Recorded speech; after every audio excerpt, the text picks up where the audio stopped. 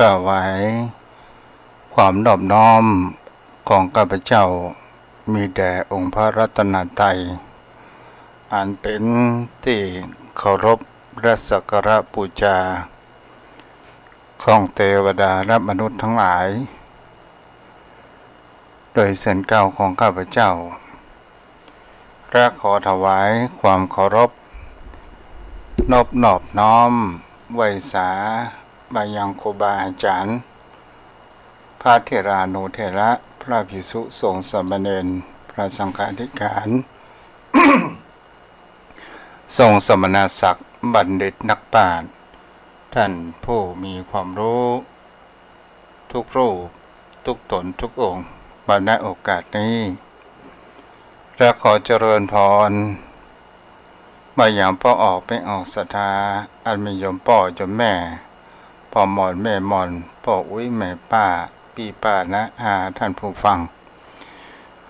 ผู้มีบุญทุกท่านที่ติดตามรับฟังธรรมะยามแรงทางสถานีวิทยุเพื่อการศึกษาพระพุทธศาสนาและวัฒนธรรมโดยการออกลิงก์สัญญาณส่งไปยังสถา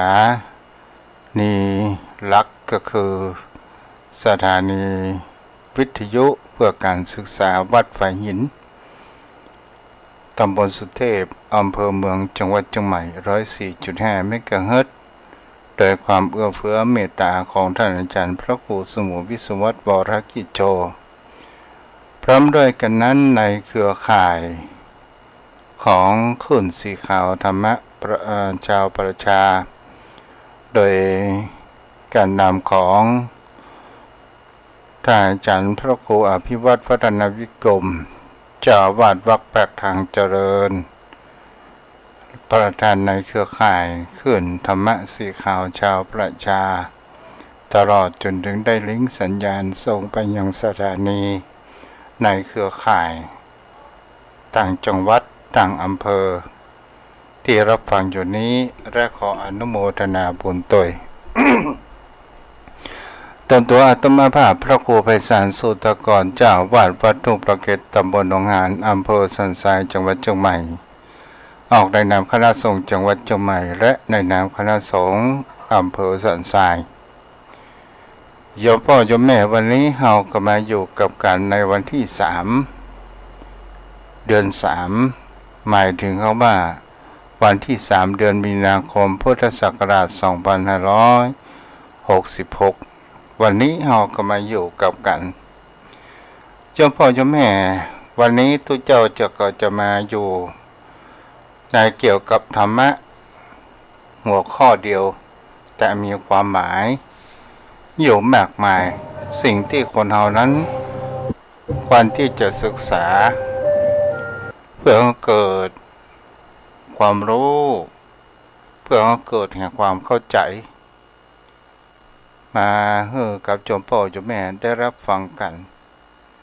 ในที่นี้ตามที่ครูบาอาจารย์เพิ่นได้ถึงเกี่ยวกับความโกรธไทยทัศนพุทธจิตวิทยาสาธารณญาติชนทั้งหลายความโกรธนี้มันเกิดได้อย่างใดและสาเหตุมันมาจากไหนเป็นสิ่งที่ผู้คนเหล่านั้นควรจะศึกษา ความโกรธ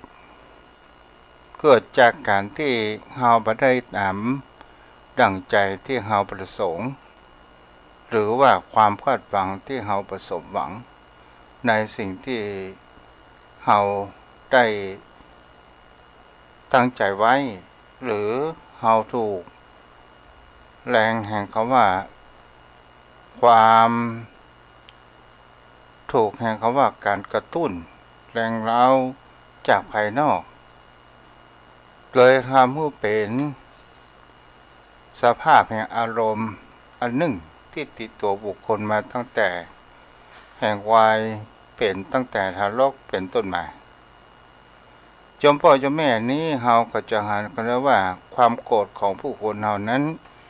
มีหลากหลายเรื่องราวที่มันมีความแตกต่างกันแต่มันก็เป็นการตอบสนองของบุคคลที่ มีต่อความโกรธเปลี่ยนแปลงไปตามพัฒนาของวัยของมันทำให้ส่งผลให้บุคคลอื่นมีการขุ่นเคืองและมีความเกลียดเกิดขึ้นนี่ก็คือเป็นสิ่งที่เราจะเห็นได้ว่าสาเหตุแห่งความโกรธของผู้คนเราหนึ่งก็คือความรู้สึกเสียหน้าเสียศักดิ์ศรีเสียความสำคัญเมื่อบุคคล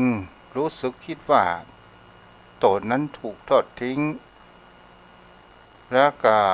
เปิดเขาว่าซบประมาทโดนดูถูก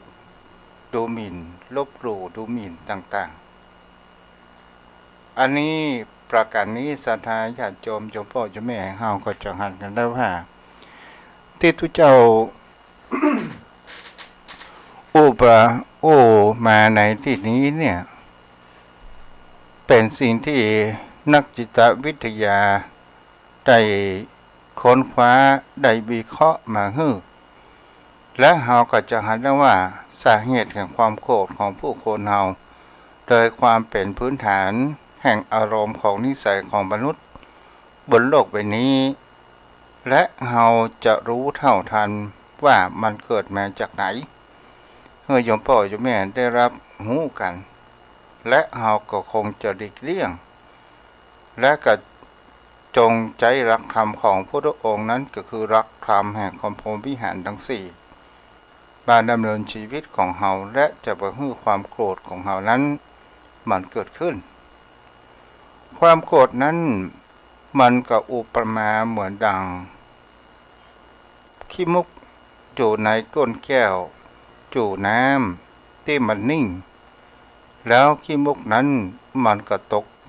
ที่ก้นแก้ว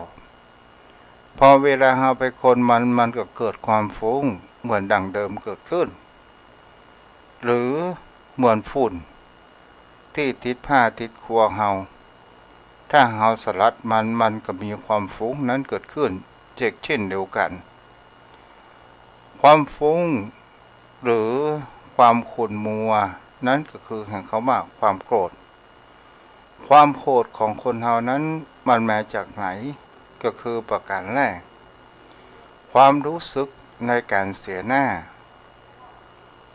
ประการต่อมาก็คือเสียศักดิ์ศรีประการต่อมาก็คือเสีย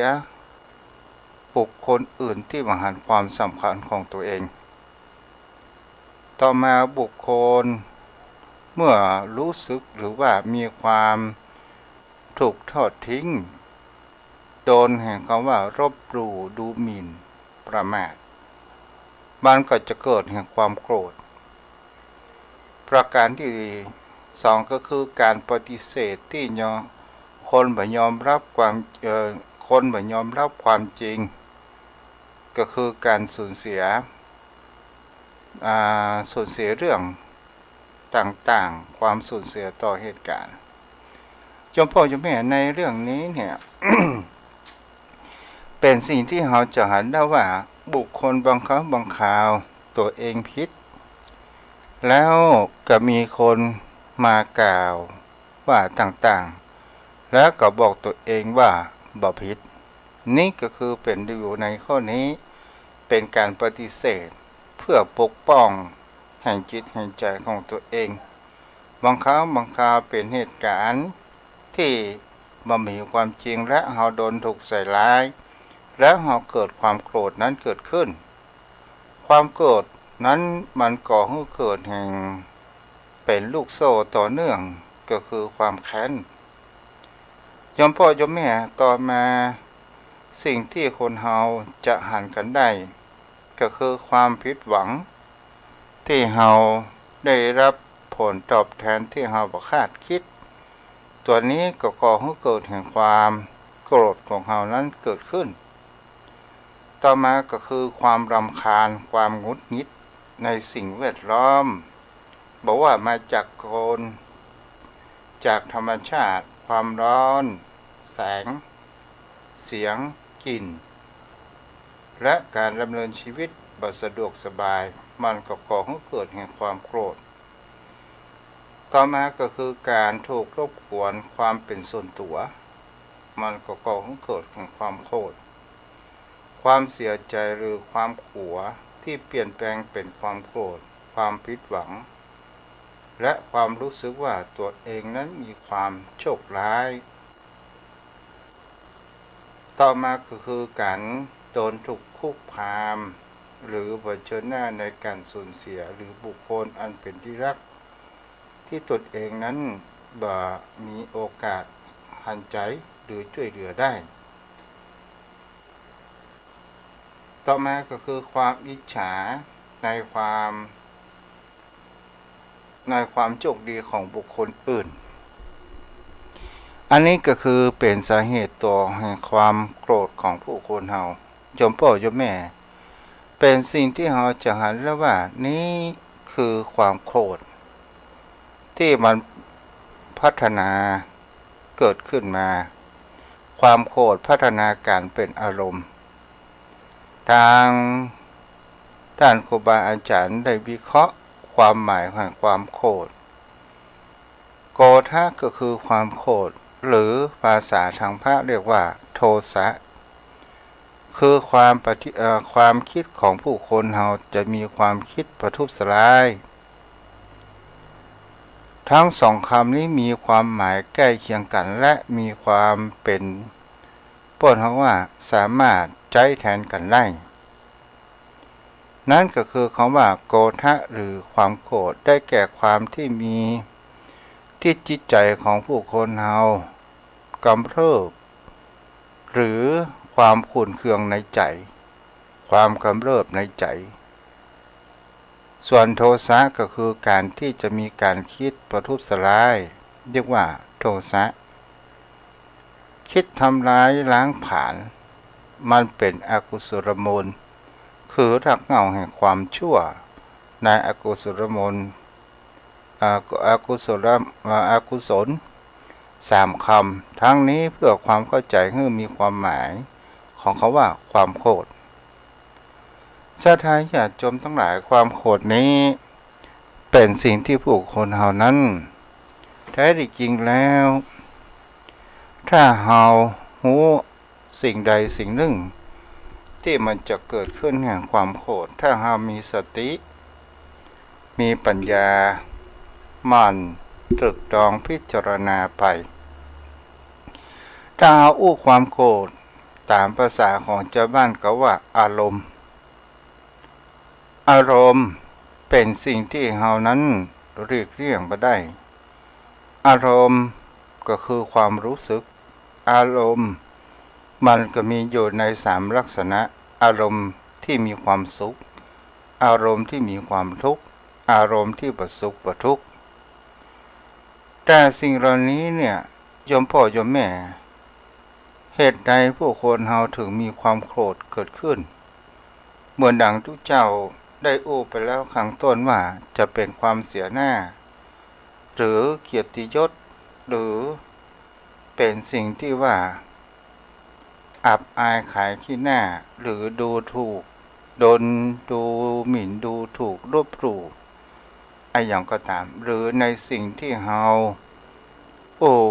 เป็นกิริยาก็คืออาการที่เฮาบ่ได้เหมือนดังใจแล้วเฮาเกิดความโกรธและเฮาจะพอความอารมณ์ของเฮานี้ได้อย่างไร นั่นก็หมายถึงเขาว่าถ้าเฮาเป็นคนที่ชอบโกรธ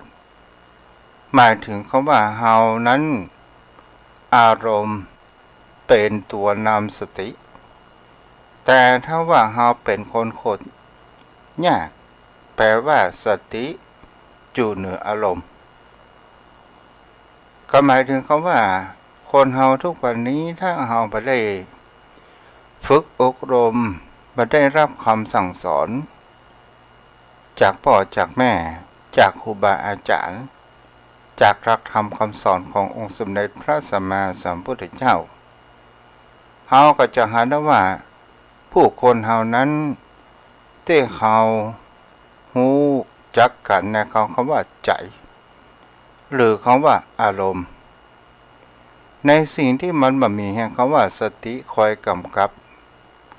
ในการคิดอันอย่างก็ตามและก็เป็นสิ่งที่เราจะเห็นได้ว่าความโกรธและความแค้นความอาฆาต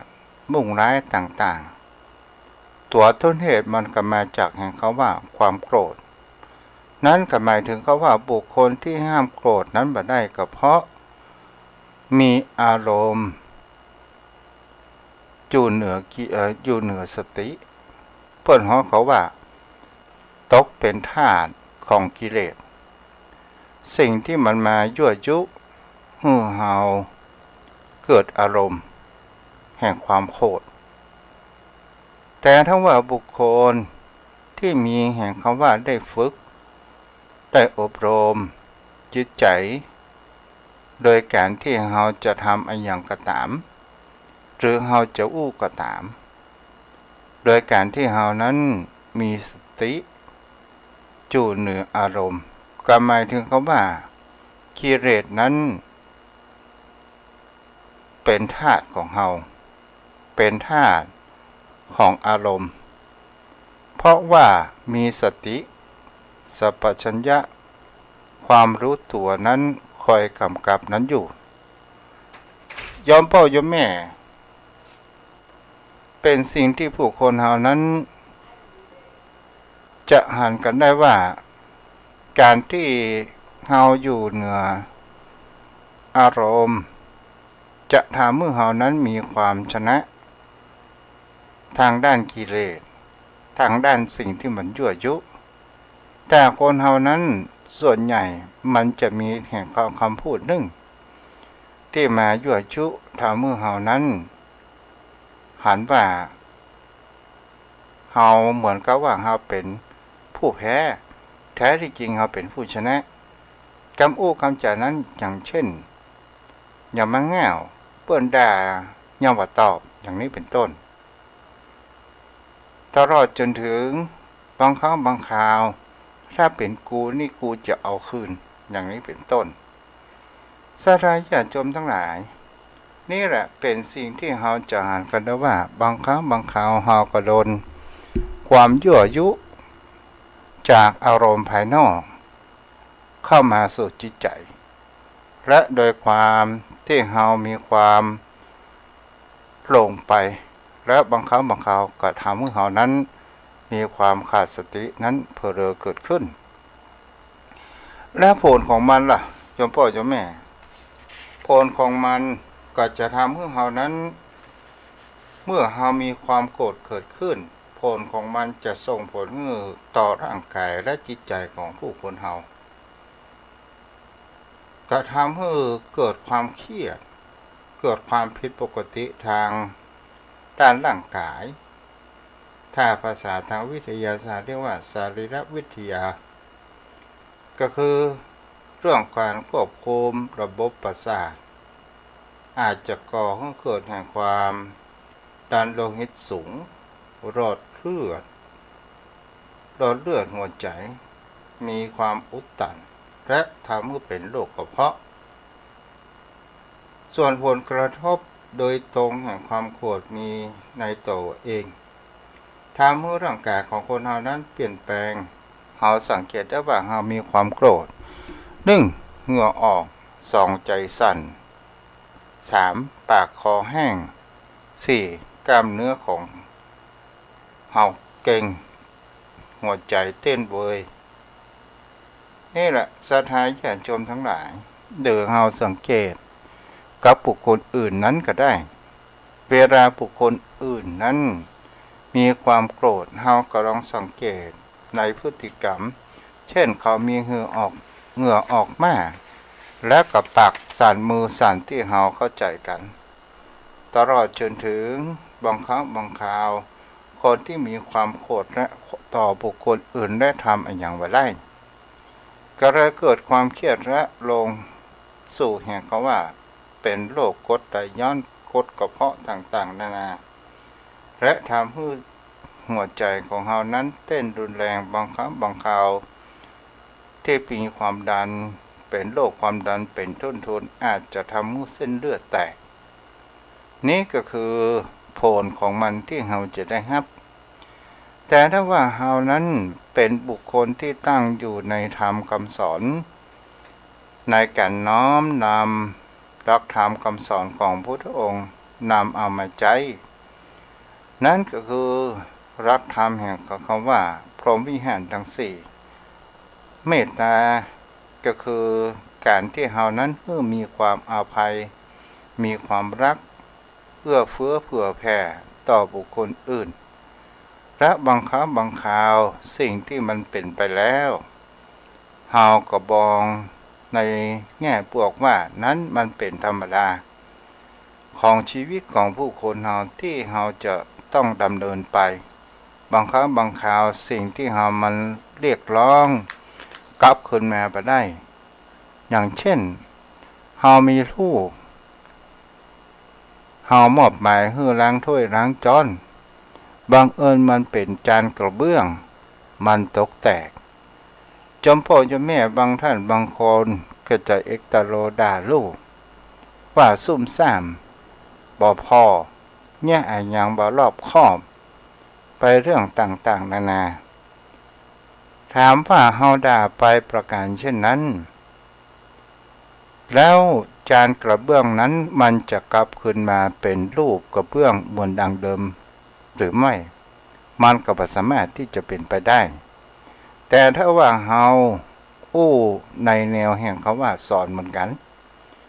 ระมัดระวังตัวเด้อล้างไอ้หยังพอทำไอ้หยังมันเป็นธรรมดากระเบื้องมันก็ต้องแตกชีวิตของคนเฮามันก็เหมือนกันมันก็จะต้องดับเป็นธรรมดาเฮามองเป็นเรื่องธรรมดาไปลูกหลานของเฮานั้นก็จะมีความระมัดระวังนั้นเกิดขึ้นอยู่มากนักแต่ถ้าเฮาด่าเขาก็จะเกิดความโกรธเกิดขึ้นต่อไปนี้แม่บ่ต้องมาใช้เฮาล้างถ้วยล้างจานอย่างสิอย่างเปิ้นซุ่มซ่ามอย่างนี้เป็นต้นจอมพ่อจอมแม่รักธรรมที่พรหมวิหารทั้งสี่เอื้อเฟื้อเผื่อแผ่เมตตามีความกรุณาปราณีคอยช่วยเหลือบุคคลอื่นโดยการปลอบโยนแห่งจิตแห่งใจของผู้คนเฮามุทิตาเฮาจงให้กำลังใจกับบุคคลผู้คนเฮาจะเป็นที่เขานั้นมีความสำเร็จเฮาก็จงยินดีถึงเขามามีความสำเร็จเฮาให้กำลังใจและเฮาก็ต้องจงวางจิตใจของเฮานั้นอยู่เป็นกลางก็หมายถึงเขาว่าเฮาบ่กล่าวโทษและเฮาก็วางจิตใจและให้ความคิดให้กำลังใจเขาตั้งหลักสู้ใหม่อย่างนี้เป็นต้นนี่แหละศรัทธาญาติโยมทั้งหลายเป็นสิ่งที่ผู้คนเฮานั้นจะหันกันได้ว่ากำลังใจรักธรรมพรหมวิหารทั้งสี่เป็นสิ่งที่มีคุณค่ามากที่สุดจอมพ่อจอมแม่นี่ก็คือรักธรรมข้อเดียวโยมพ่อโยมแม่นั้นได้รับฟังกันต่อมาเป็นเรื่องเล่าเรื่องกรรมเรื่องเวรจอมพ่อจอมแม่ในสิ่งที่ผู้คนเฮานั้นถามว่าจอมพ่อจอมแม่เรื่องเชื่อเรื่องกรรมเรื่องเวรนั้นหรือไม่เป็นสิ่งที่เฮาจะเห็นได้ว่ากรรมก็คือการกระทำจะเป็นทางด้านวาจา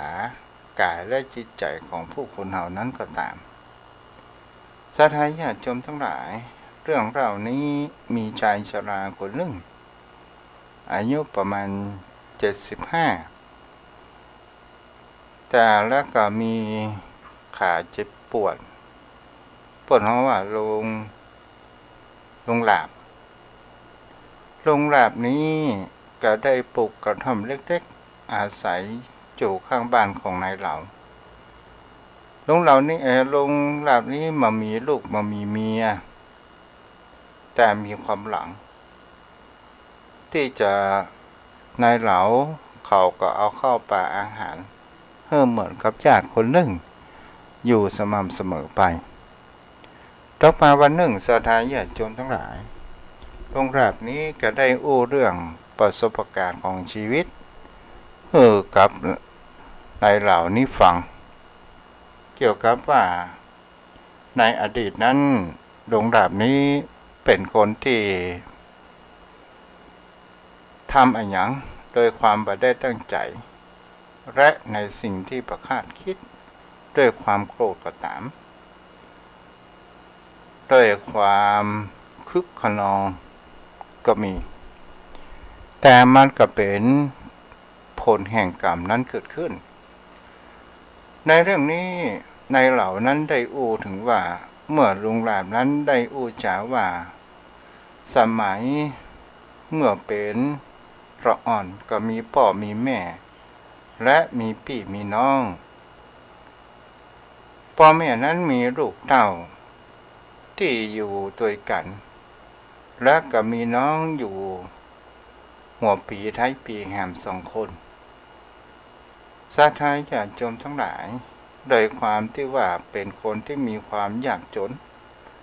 เงินทองปอจะจ่ายแต่บังเอิญเป็นสิ่งที่จะเห็นได้ว่าแม่นั้นเป็นคนที่มีความขยันแต่พ่อนั้นเป็นคนที่มีความขี้เกียจวันๆในการทำงานบ่ไปเฝ้าลูกอย่างเดียวสถานญาติโยมทั้งหลายส่วนโรงแรมนั้นจะได้ทำการทำงานกับแม่โดยการที่เอากาบกล้วยนั้นมาตากแล้วฟันเป็นเชือกเอาขายเพื่อได้เงินมาประทังชีวิตในครอบครัวบางครั้งบางคราวก็ขาดบางครั้งบางคราวข้าวสารประกอบมามีกอกหม้อกินเพื่อกินกอยอะไรยังแทนไปศรัทธาญาติโยมทั้งหลายส่วนพ่อนั้นก็เป็นคนที่มีความเกียจคร้านวันๆก็มีหน้าที่เพียงแค่ดูแลน้องเอาคุยพ่องบดข้าวป้อนน้องแต่เมื่อป้อนเสร็จเรียบร้อยก็นอนแล้วบางวันนั้นภรรยาเมียก็บอกว่าฮัดไปเนี่ยการพ่องสูเอาก็กินก็นอนนี่สูว่าหันลูกนะว่าหันข้ากะพ่อนั้นก็บอกว่าโอ้จะไปกะวันนี้ตอนนี้เนี่ยเมื่อเจ้าเนี่ยขวายมันละมันฮ้อนปอไปเตี้ยเนาะแม่ปอไปเตี้ยเนาะรอเหมือนแรงแต่ลมตกจะไปเอาแย่นาสักหน่อยโอ้วอเวลาตกแรงมาฝนตกสถานญาติโยมทั้งหลายโอ้คนจะไปแยกการฝนมาตกอย่าอย่างนี้ก็ต้องนอนต่อไปวันเวลาผ่านไปสถานญาติโยมทั้งหลายโรงแรมนี้ก็หันว่าแม่นั้นมีการขยันทำงานนั้นอยู่แม่และตลอดจนถึงโรงแรมนี้กับน้องๆเขาก็ได้เสาะหาของกินของว่าเป็นปลาเป็นอะไรอย่างมาเลี้ยงกันแต่พ่อนั้นบ่ทำการทำงานอะไรอย่างสักอย่างบังเอิญวันนั้นเลี้ยงน้องศรัทธาญาติโยม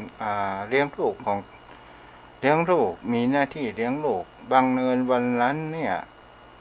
โรงแรมยังเป็นละอ่อนอยู่ประมาณสัก13ก็หันน้องให้ก็จองงองแงก็บอกให้พ่อฝ่ายพ่อแม่พ่อน้องแหละพ่อก็ว่าก็ยังบอกพ่อละ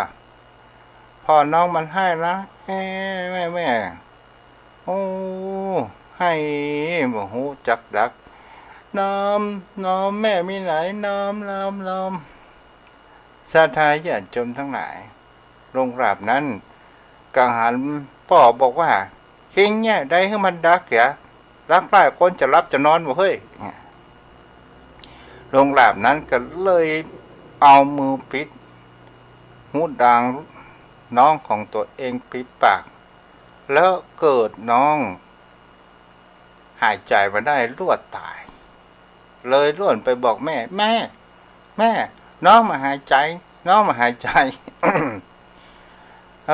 อก็แล้วก็แม่ก็สวะมีดฝังโลดมาพอลูกเหมือนเกี่ยวตาดวงใจโอ้อย่างไรน้องก็มาหูเปิ้นก็มาหูไหนอีพ่อก็นอนแล้วฮะสู้เขายังบ่พ่อเขากหันสมัยนั้นนี่กฎหมายบ้านเมืองก็คงจะบ่เคร่งครัดมากสักตัวใดแล้วก็ได้บอกว่าโอ้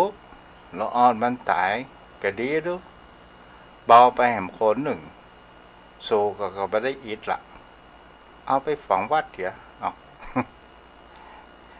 สาธาญาติโยมทั้งหลายผลต่อมาตกมาอยู่วันหนึ่งแม่ได้กะป่าทูสาธาญาติโยมทั้งหลายส่วนสามีกับหันว่าแม่ได้สู่แกจะเปลี่ยนเมนูพ่องแม่ได้กับป่าทูเนี่ยกินแล้วกินแฮมข้าไส้ข้าพอจะเป็นเกลือไปแล้วโอ้เมื่อฝ่ายเมียได้ยินอย่างอันก็เพราะว่ากระสูยังไปซอกกินอยากกินยังไปซอกกินพอลูกพอเท่าไปซอกว่าหากินเนี่ยก็ได้เอาสตังค์เนี่ยไปซื้อป่าทูอ่ะมันมามีอันยังอ่ะมีก็ป่าทูอ่ะป่าทูเกมเนี่ยกินไหมแล้วฝ่ายผัวเขาบอกว่าโอ้ยังอี้นี่ให้ไปบวชดีกว่าโอ้ปัดเดี๋ยวนี่สู่เขานี่อยู่กับกันนี่สู่เขาจะเอาตัวรอดหันแก่ตัวเนาะโอ้กูจะไปบวชสิดีกว่าอยู่วัดจุวากินอิ่มกินเต็มเว้ย เลยหนีไปอยู่วัดไปบวชเสียส่วนโรงราบนั้นก็เกิดแห่งความเคียนเกิดความโกรธเกิดขึ้นว่าพ่อนั้นมีความเห็นแก่ตัวสาธาญาติโยมทั้งหลายเมื่อเกิดความโกรธและก็มีความอาฆาตมีความแค้นเกิดขึ้นแต่โมโหว่าการจะทำอะไรอย่างก็ตามจะเป็นกรรมเป็นเวรเขาก็โมโหด้วยความเป็นละอ่อนนุ่มอายุประมาณสัก15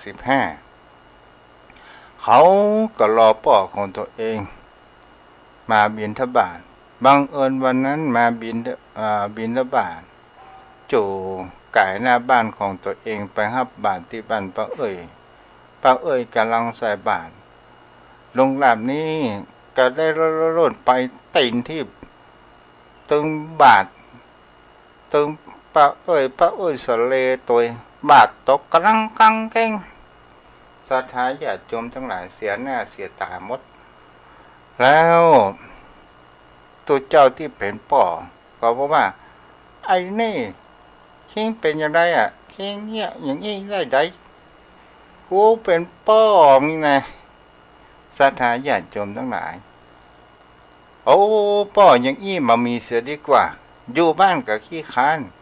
เห็นแก่ตัวไปบวชเสียเมาอ่ะ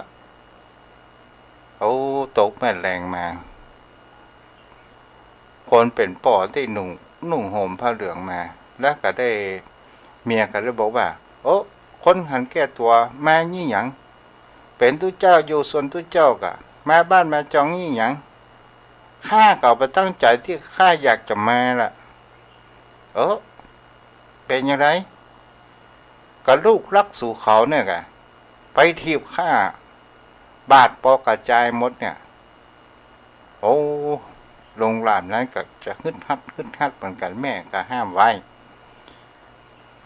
สถานญาติโยมทั้งหลายส่วนพ่อก็บอกว่า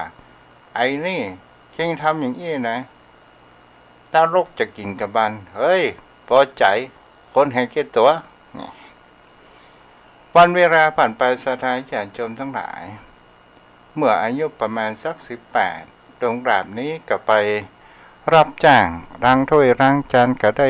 สตางค์มากับเดือนไหนก็ ก็ตกอยู่300วันเวลาผ่านไปโรงแรมนี้หันว่า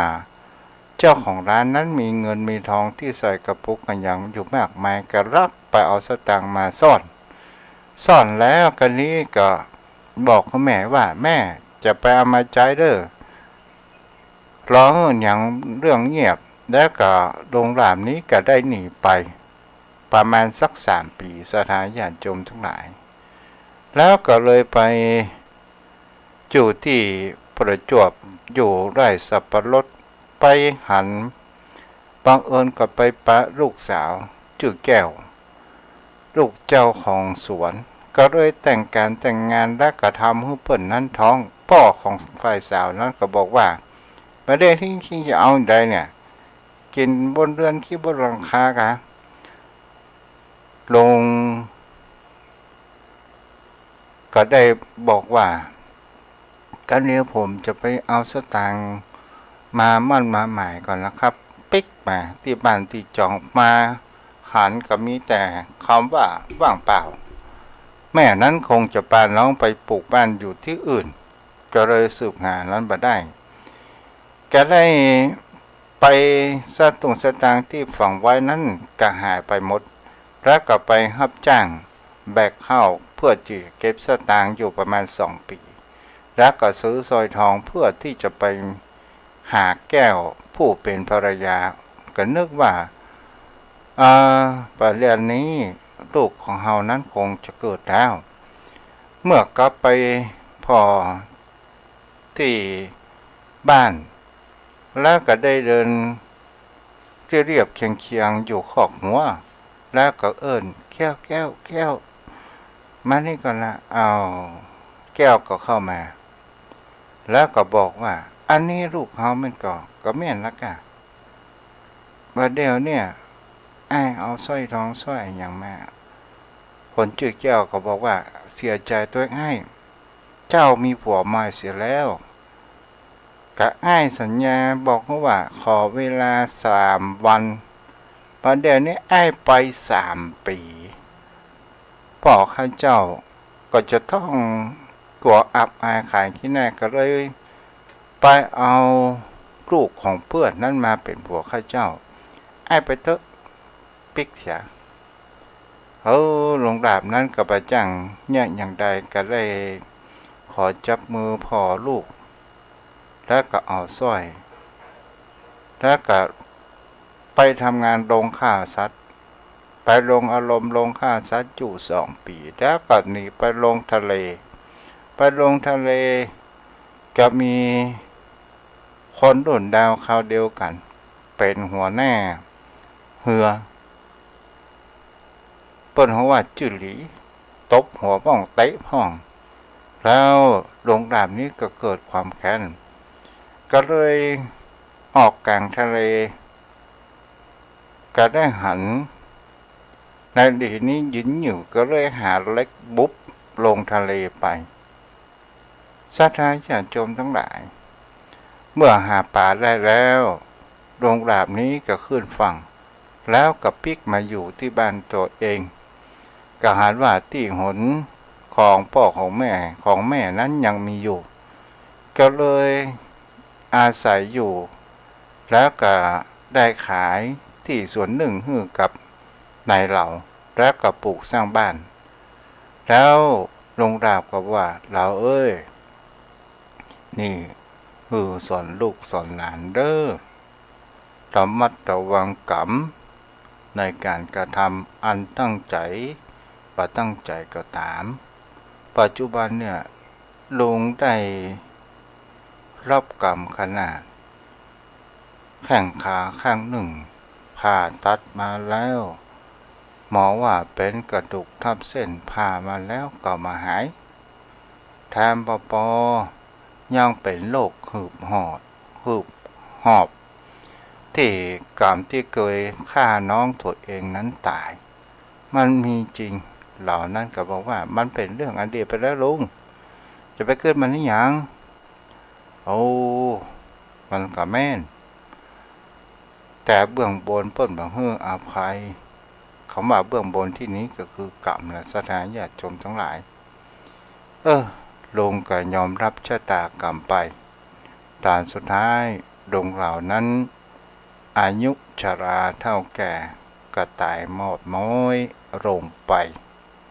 นี่คือคำว่ากรรมคือการกระทำโยมพ่อโยมแม่ต่อไปก็คือรายการโทรศัพท์หน้าใหม่บางวันก็อู้เมินขนาดนะมันติดลมไปอ้าวโยมพ่อโยมแม่ที่อยู่ตรงบ้านไหจะโทรมาก็โทรมาได้เด้อที่เบอร์โทร0631639950วันนี้ทาง Facebook มันมีไผเนาะ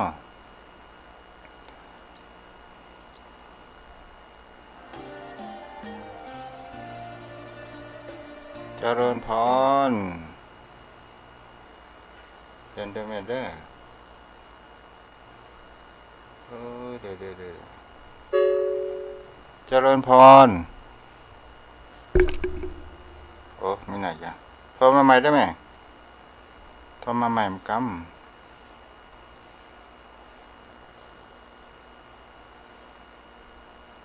06316399500631639950โทรมาใหม่เด้อ0631639950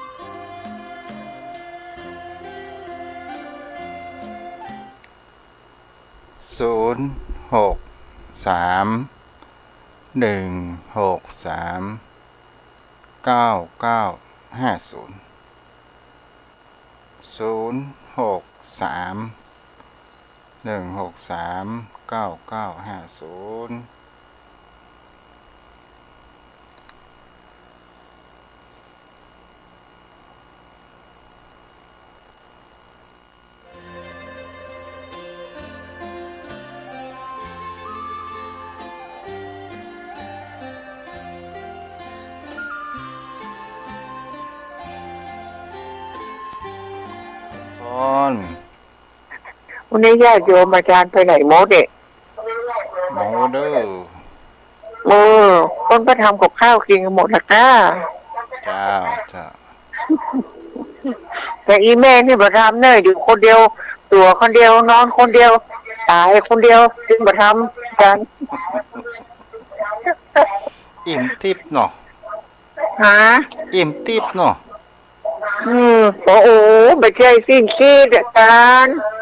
อิ่มทิพย์นะเปิดวิทยุมันฟังหมูเรื่องจ้ะมันแปลว่าอย่างมันแบบยากกันอย่างครับเพื่อนเขาว่าอิ่มทิพย์จ้าเอาภาษาเมืองกะจ้าไม่เข้าใจขอบพระคุณนะคะที่แปลให้ฟังค่ะ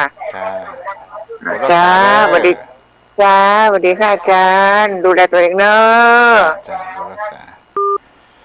0631639950มอมีภัยโทรแม่พ่อหนานอยู่ฟังอยู่ก่อนกะโทรมาจะสนทนาธรรมกันเนาะวันนี้ดับปิ้งเย็นบ่อยเลย0631639950เจริญพรอาจารย์ครับครับไม่สาครับหลวงพ่อใครเนี่ยคิดหลวงพ่อขีดใช่ไหมใช่ครับใช่ครับวางวันนี้ชัดเจนดีกว่าปกติครับเอาจิตจ้ะโยมไม่ก็อิ่มทิพย์อาจารย์จะบรรยายท่านร้ายนานสายยังจะเคลียร์ทำแล้วก็สบายด้วยจ้าคนเดียวก็โทรมาไม่สาครับครับไม่สาครับหลวงพ่อขอบคุณเลย06316399500631639950 เจริญพรแม่แดง เจริญพรแม่แดง ไหว้เจ้าเจ้า โอ้เจ้าเสียงชัดเจนดีเนาะ เจ้าฟังตลอดเนอะ เจ้าบุญรักษา ครับ ค่ะ เจ้าฟังตลอดมันโอ้ว่าใครช็อตจะได้เนี่ย เป็นนะมันจะไปเหมือนเต็มร้อยเหมือนดังเดิมมาเป็นไปบ่ได้แม่ เจ้ามันมาเต็มเนาะ ก็ยังสื่อสารกันได้อยู่ก็ดีแล้วลูก เจ้า เจ้าถ้า เจ้า ลงอิดกะเนาะ บุญบัติดเตียงเนาะ จ้าดีได้ไหมแล้ว บุ ปุ่ ญ น รักษาอยู่ จ้าแล้วปุ่นเขาว่าคนบุญหลายเนาะ เจ้า จ้า ทำบุญทำทานไปเนาะมีก็ตานน้อยก็ตานน้อยไปเนาะ กะ กล่าวภาษาเด้อ ทำบุญรักษาศีลภาวนาน่ะแม่ไหว้พระสวดมนต์ก็เป็นบุญแล้ว เจ้า เจ้าพระรักษาเจ้า0631639950รับสายไปจนถึง5:55 นาทีเด้อกูเตือนทางสถานีเพิ่นมีสปอร์ตอะไรอย่างเนาะ0631639950ป้อนหนานมีไหนวันนี้เงียบเนาะมามีไผ่โทรมา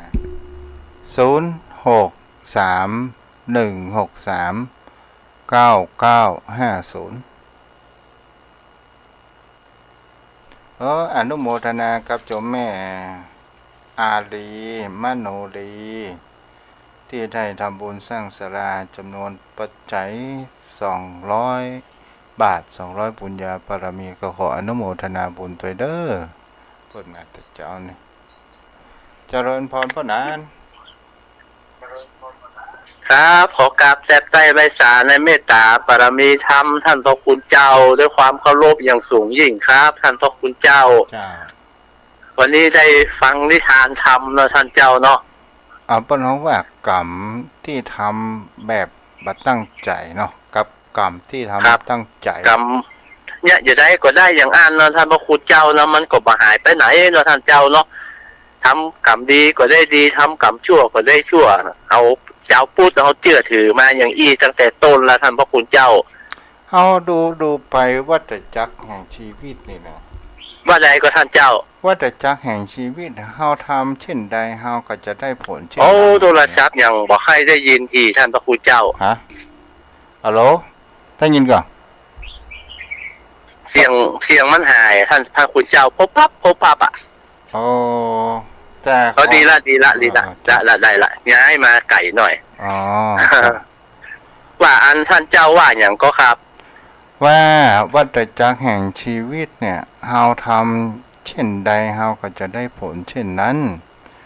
ไอ้อย่างกับคนที่ตีพ่อตีแม่ทำร้ายพ่อแม่ เขาตอนสุดท้ายเขาถ้าเขามีครอบครัวเขามีลูกเต้านั้นก็จะกลับมากระทำกับเขา แต่ถ้าว่าบ่มีกับคนอื่นก็จะทำกับเขาเนาะ มันก็จะสืบแตนนะมันถึงมาหายไปไหนท่านพระคุณเจ้าเนี่ยอย่าได้มันก็ถึงได้จากอันแต่ท่านพระคุณเจ้าเอาพ่อแม่นี่ ถ้าพ่อ เป็น กรรมที่บดีมาเนี่ยมันเกิดมาจากความโกรธความแค้นกับความโลภการเป็นส่วนใหญ่เนาะ ครับหนึ่งอวิชชาความบอกงูความโลภความโกรธนะครับ ที่มันเข้ามาบดบังในวิถีชีวิตของแต่ละคนทำให้มืดมนอันตรธานทำได้ทุกจริงทุกอย่างพ่อแม่เป็นผู้มีพระคุณ โอ้อันอย่างจึงบัดเต้าเปิ้นซักอย่างท่านพระคุณเจ้า มันจะเจาะหาในโลกนี้บัดได้แล้วครับบุคคล เดี๋ยวนี่ข่าวที่ทำร้ายพ่อแม่ฆ่าพ่อแม่ มันถือว่าพ่อหนานมาเดียวนี่มันจะถึงกรียุคหรือว่าอย่างไร มันบักเข้าถึงศีลธรรมท่านพระคุณเจ้าสภาพแวดล้อมในปัจจุบันนะครับ มันจะได้ท่านพระคุณเจ้าบ่ใช่ว่าศีลธรรมเปิ้นบ่ดีเปิ้นดีของเปิ้นมาตลอด แต่คนมันบักเข้าถึงด้วยการดำรงชีวิตนะครับบางทีมันก็ต้องอัตคัดคัดสนต้องเสว่าหากินมันเลย ไก่จากวัดจากวาจากคุณธรรมคำสอนมันบ่ได้ฟักไฟไปทางนั้นมันเลยบ่มีอย่างที่จะมาสอนจิตสอนใจทำความชั่วได้ทุกอย่างแม้กระทั่งผู้มีผู้ประกาศล่าคุณมากก็ยังสามารถทำได้ท่านพระคุณเจ้าเอาขึ้นไปมันก็จะเป็นอย่างนี้มันจะกะลียุคนะท่านเจ้าว่านะถ้าอู้ถึงทางโลกแล้วมันเจริญรวดเร็วเกินไปโดยที่บ่มีความเจริญทางด้านธรรมะเอาทางโลกอย่างเดียวนะท่านพระคุณเจ้ามันก็จะไกลจากมันอยู่ที่เขาว่าเพิ่นเอาโรงเรียนออกจากวัดก่อหรือว่ามันมีการส่งเสริมกันมันบ่มีการส่งเสริมในหลักสูตรบัดเดียวเขาเฮียนแต่นะท่านพระคุณเจ้าเขาแข่งขันกันเฮียนแต่ด้านวิชาการที่จะมุ่งมั่นเพื่อทำการทำงานแต่ทางด้านคุณธรรมนี่มันบอกให้เป็นวิชาเอกบอกให้เน้นนะครับมันเป็นวิชาเลือกแล้วแต่อย่างแล้วเราอ่อนในเมื่อมันเป็นวิชาเลือกมันมามีสิ่งที่จะชักจูงใจมาถ้าว่ามันเอาเป็นวิชาเอกในต้องเฮียนมันบังคับเนี่ยมันเนี่ยอย่างมันจะบ่ได้อันนี้คือเลือกแล้วเราอ่อนมันจะไปเลือกจะได้เอาแล้วแต่ความสนใจเนอะภายจะเฮียนพุทธศาสนาวันอาทิตย์ภายจะเฮียนภาษาพื้นเมืองอักขระล้านนาภายจะเฮียนประเพณีวัฒนธรรมพื้นเมืองเอาแล้วแต่ความสมัครใจมันมีแรงจูงใจท่านพระคุณเจ้าแต่เขาเอามันต้องบังคับเข้าไปในห้านเขาเอาพระพุทธศาสนาวันอาทิตย์ออกไปใช่เนาะโอ้น่ะค่ะท่านพระครูเจ้าไปเดียวมันไม่ใช่มีผมเป็นตู้เจ้าก่อนผมยังได้ไปสอนนะครับสอนตามโรงเรียนไม่เดียวมันไม่ใช่มีแล้วเราอ่อนมันในเมื่อมันเลือกตามเปิงใจมันก็ไปเอาได้มันไม่ใช่มีการบังคับมันไม่ใช่มีแรงจูงใจเฮียนก็ได้แบบเฮียนก็ได้ถ้ามันใส่เข้าไปในหลักสูตรบังคับเป็นวิชาเอกเนอะบังคับต้องเรียนเนี่ยเอาหลักกันนั้นมันก็ต้องสนใจขมักขม้นไม่ต้องเข้าหาวัดหาว่าไปโค้นคว้าหาหลักธรรมอย่างมาครับนี่มันก็เลยเป็นวิชาบอกว่าพระพุทธเจ้าก่อนที่จะเป็นพระพุทธเจ้าเดิมทีชื่ออะไรโอ้ใครจะยากท่านพระคุณเจ้าถ้าจะมาถามอันอย่างนี้นะเราอ่อนนี่ใครจะยากห้องให้ลูกเลี้ยงหัวมนนะแต่ก็มาคิดดูปัจจุบันเนี่ยท่านเจ้าเราอ่อนที่มันไปวัดไปวากับพ่อกับแม่มันแทบจะบ่มีเด็กก็จะไปโรงเรียนจะเข้าแล้วต้องไปก่อนเวลาเปิ้นแต่ก่อนนี้มันต้องไปวัดไปวาอย่างก่อนแล้วถึงไปโรงเรียนเราก็อู้ไปก็คือเราอ่อนเขาซึมซับทางด้านอื่นมากกว่าใช่ครับยิ่งสมัยปัจจุบันเนี่ยวัฒนธรรมหรือว่าจิตใจอ่อนโยนเนาะครับเทคโนโลยีทางการโลกมันลุดหน้าไปโวยแต่ว่าบางทีมันเขาขอแบบปฏิเสธว่ามันดีมันบ่ดีแต่มันก็ดีอย่างอันอู้ถึงเทคโนโลยีทางโลกปัจจุบันแต่บางอย่างมันก็เสียบางอย่างมันก็อย่างละอ่อนที่มันฆ่ามันแตกกันมันทุกสิ่งทุกอย่างมีทั้งคุณและโทษบนโลกใบนี้นะเป็นของคู่กันมันเนี่ยท่านพระพุทธเจ้าในทัศนคติส่วนตัวเราอ่อนบางทีมันก็บ่สามารถแยกแยะได้เพราะ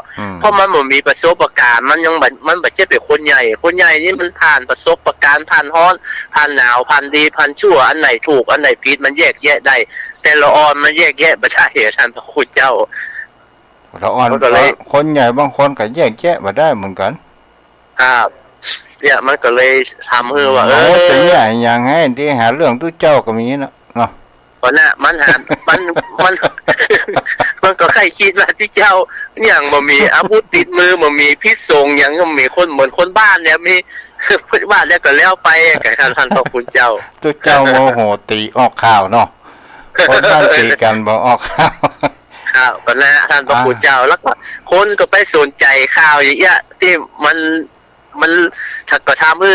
นักข่าวมันก็ไปโค้นคว้าเอาหาข่าวทางพระสงฆ์องค์เจ้ามาแต่ความดีมันบอกเอาเปิ้นออกเอาข้อความที่มันผิดเล็กๆน้อยๆจริงมันไม่ใช่ถึงขั้นกับประหารหรือว่าปาราชิกนะปาราชิกนี่ถูกว่าป้านั้นแล้วว่าพระเจ้าเฮาอู้ไปเรื่องข่าวสารอะไรอย่างที่ทำให้คนสนใจเนี่ยเฮาอู้ไปอู้มามันก็เหมือนกับว่าของเน่าเขาจะหันของหน้าแมงงวนมันบินตอมเนาะตอนนี้ชอบตอมนะท่านเจ้าเนาะจะเอาแล้วปะนะบาง ครับผมกับใจไวสาและเมตตาธรรมท่านเจ้าด้วยความเคารพอย่างสูงยิ่งครับกับไวสาครับ เจ้าจุมักคิดตึงหากันได้เด้อเนาะอนุโมทนาที่ติดตามทาง Facebook ใจชื่อภาษาอังกฤษทุกเจ้าอ่านมาได้เด้อ P S I T T A เนี่ยอนุโมทนากันแล้วกันได้แม่จันเพนคำโพธาอนุโมทนาเด้อติดหน้าเฮาก็มาอยู่กับกัน ขอบุญกินปุญทานรักษาเทวดาเทวบุตรเทวดาคุ้มครองปกปักรักษาเด้อผ่านเนี่ยกระจุนมาเนี่ยเจริญพร โอ้ภาษาเจ้า เจ้าแม่มาโอ้แม่แก้วเหรอ ภาษาเจ้าไม่ใช่เจ้า เจ้าแม่ ฟังโฟเป็นหูกิสายพุ่นน่ะมาได้พุ่นนั่นอู้มือ เปิดมักปลดโอกาสทักที่แม่กับปะโทมาไง นั่นแหละแต่ว่าจะโทรก็สตางค์เสียง จะเป็นยังวันหน้าได้เด้อเดี๋ยวคือเวลาให้ทางสถานีจากบนรักษาเจ้า